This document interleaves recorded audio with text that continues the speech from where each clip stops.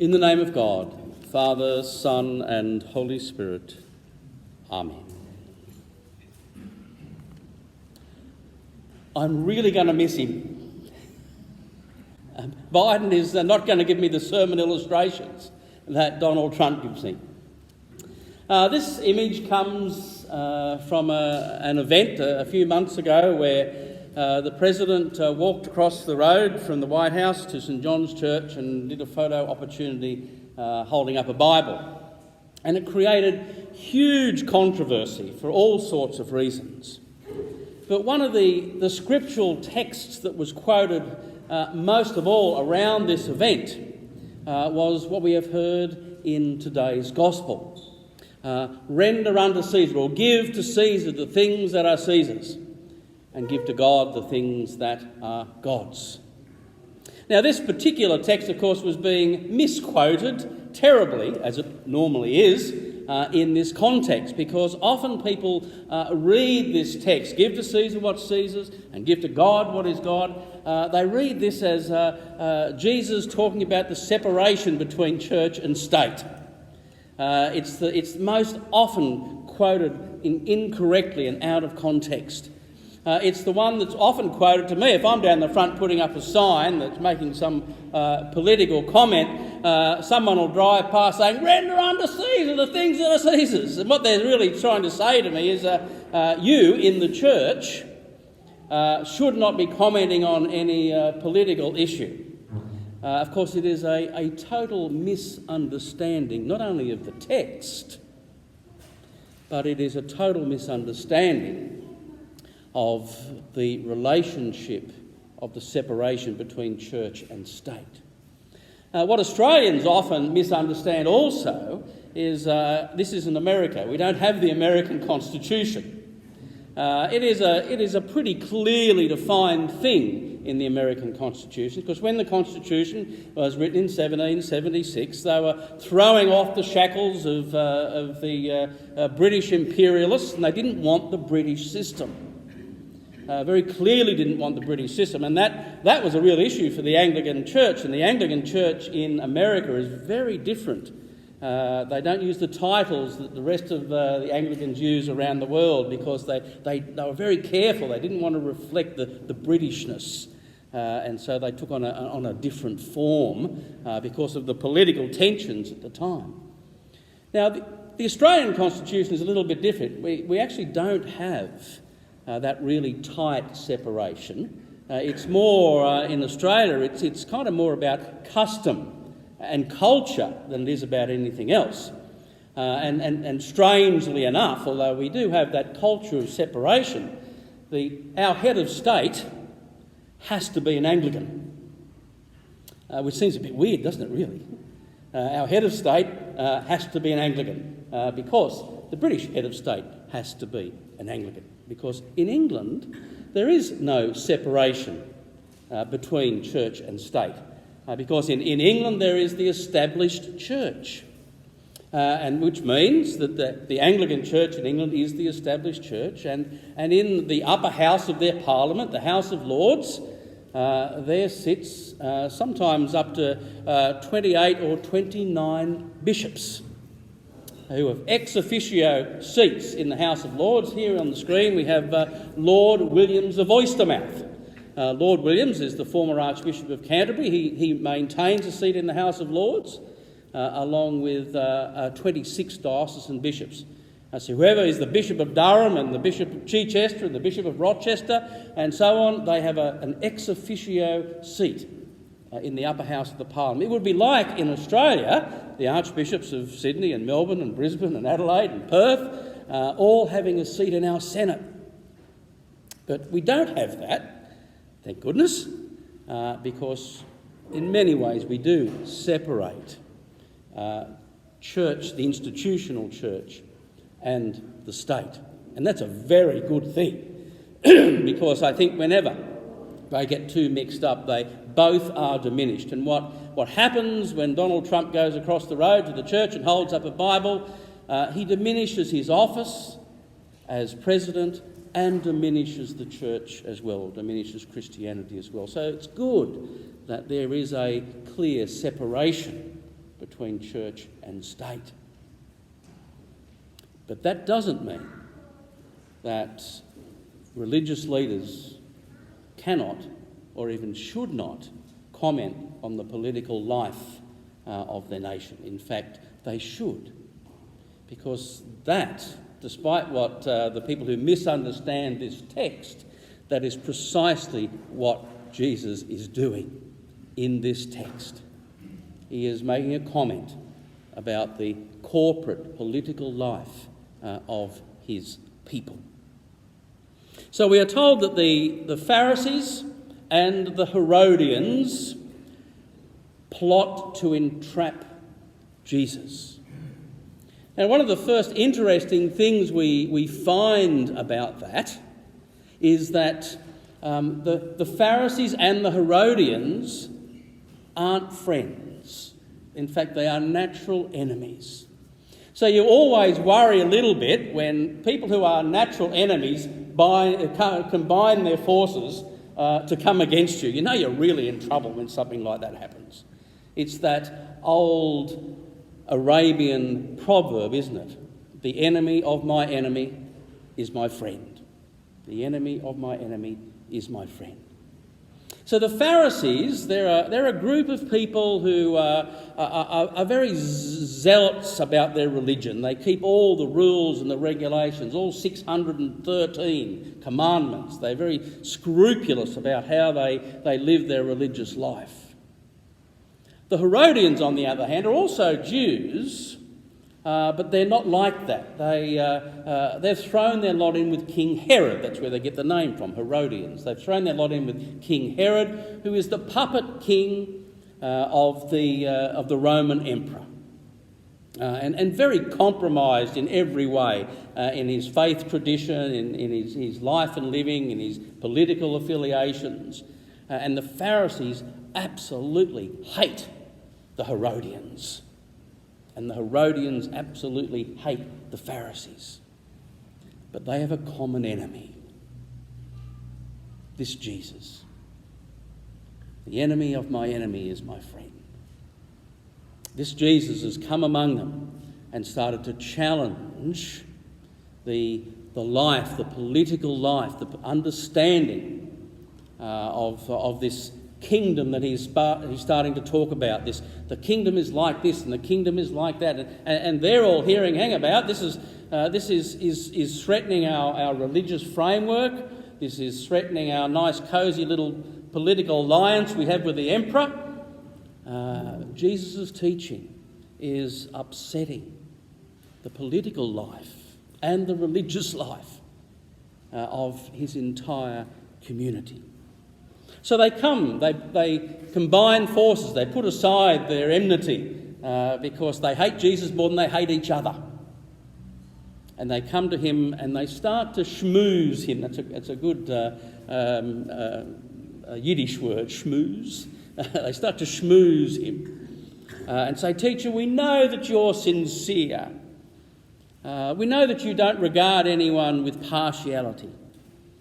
And so what they're attempting to do is to get his defences down. This happens to me all the time. People will write to me on Facebook or Twitter or something and say, we really appreciate what you do, but we want you to tell us, we're really genuinely, I use this word genuinely, we're genuinely interested in what you think about blah, blah, blah, blah.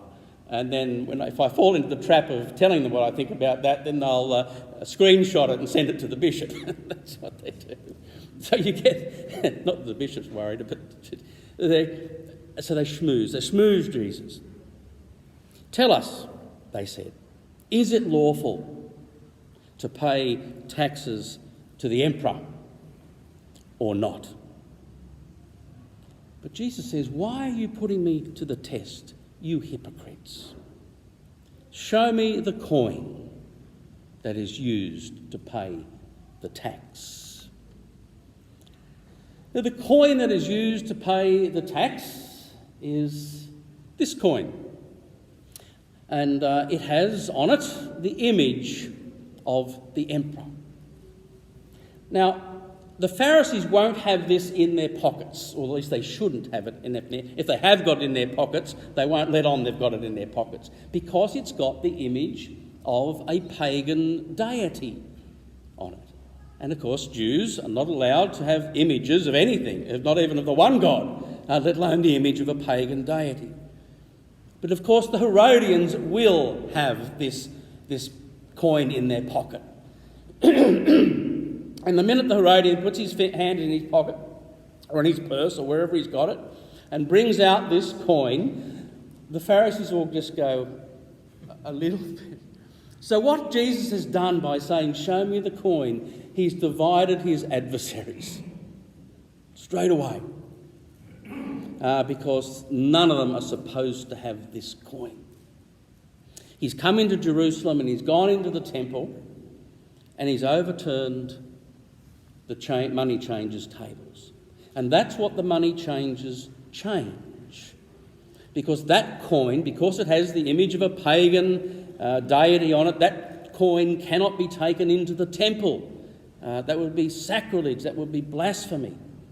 So if you've got that coin, you go to the money changer's table and you change it into a temple coin, so that you can take a coin that doesn't have an image on it into the temple and buy the turtle dove or whatever you're going to sacrifice in the temple. And Jesus goes in and he turns that economy of the money changers.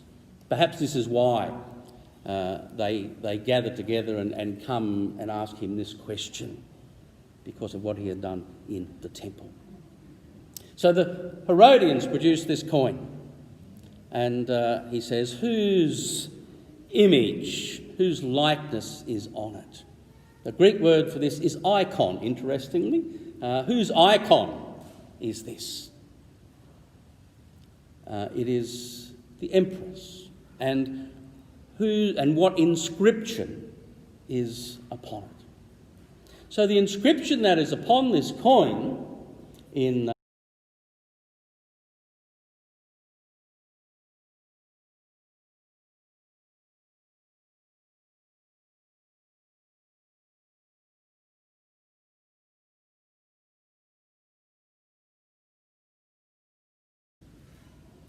inscription is the Son of God.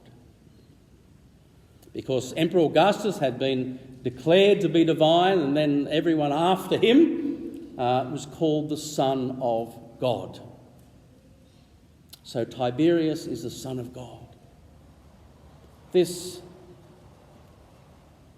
title that we give, or the early Christians gave to Jesus as Son of God, wasn't really about being the second person of the Holy Trinity. We'll get to that. They got to that a few hundred years later, and we'll get to that in a minute. But it was a title that clearly was a challenge, not just to the emperor, but to the whole imperial system, the whole domination system. It was the early Christians saying, this Son of God is a new emperor. This Son of God has a different kind of kingdom, a different way of life, a different state of being. And we follow that way, not the way of the abuse of power and wealth and violence that typified the kingdom of Caesar. So when we call Jesus the Son of God, we're not just talking about a theological thing. What we're saying is that's the kingdom we belong to. That's the state we live in. Whose image and what inscription is upon the coin? Caesar's, he is told. Then if it belongs to Caesar, give it to him. Give to Caesar what is Caesar's. The Greek word is it's stronger than just give it to him, as if, and the words, it's very specific, because to give that to Caesar could be interpreted as paying homage to a pagan god, to a pagan deity. And if he If he was caught doing that, of course, he's going to be in real trouble. But the word is to cast or to throw. So basically, Jesus is saying, if it ceases, throw it at him. It means nothing to us. It is of no value to us. And if he'd have just left it there, he wouldn't have been very popular with either of them, but it'd been okay. But Jesus just can't leave well enough alone. And so he adds the next sentence. Give to Caesar what is Caesar's, but give to God what is God's. Now, there are two ways we can come at this. Is he referring to Psalm 24, which says, "The earth is the Lord's, and all that is in it"? If he's doing that, he's in real trouble, because what he's saying is you can throw this coin at Caesar, but this land is God's, and you need to get out. You foreign invader, you need to get out. This is God's land, God's kingdom. We do not recognise the authority of a pagan god or a foreign invader. Now he's really in trouble. Now, it may be true that that's what they understood about what he said, but there may be a deeper understanding of what Jesus meant by give to God that which is God's. We've already put in our minds the idea of the icon, the image of God. And every good Jew and every good Christian, hopefully, knows that right at the beginning of the Judeo-Christian narrative, there is that defining statement, that defining text, where the voice of God says, "Let us make humanity in our own image. Male and female, let us create them." And the question is not whose image is on the coin, but the question Jesus is posing to his accusers is whose image is on you? And that is a devastating question for him to pose, both to the Pharisees and to the Herodians, and perhaps even to me and to you.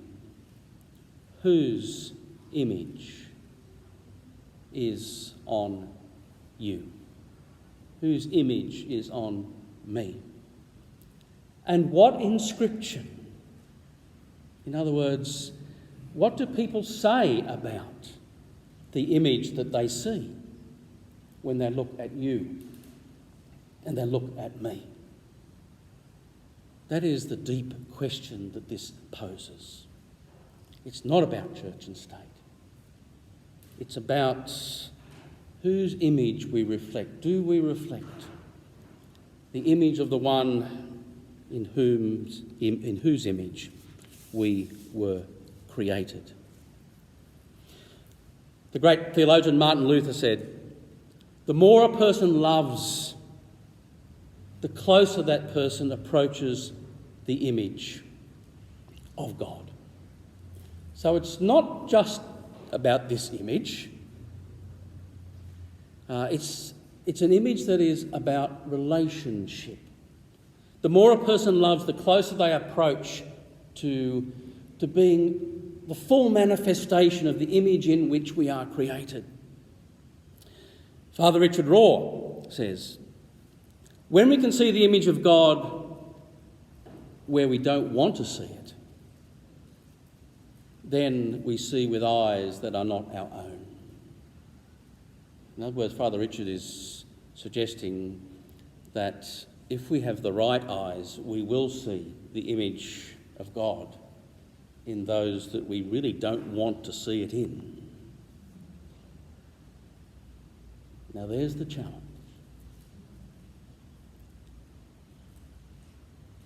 Now, the image of God is not a physical image. And this is where we get to the idea of Trinity.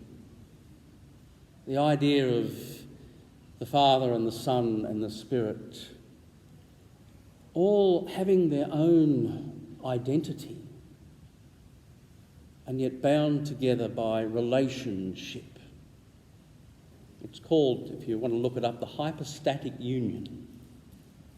And that idea says that we don't merge into some sort of mushy kind of, combination. That's not relationship. We maintain our own identity and our own substance, but we are bound together by love. And it is when we behave in that way, maintaining our own identity, but bound to the other in love, and especially bound to those who we find hard to be bound to. It is then that we reflect most deeply the image of the one in whom we are created, because we believe that God is relationship. God is the relationship of love. Whose image is on you? And what inscription describes you? The Lord be with you.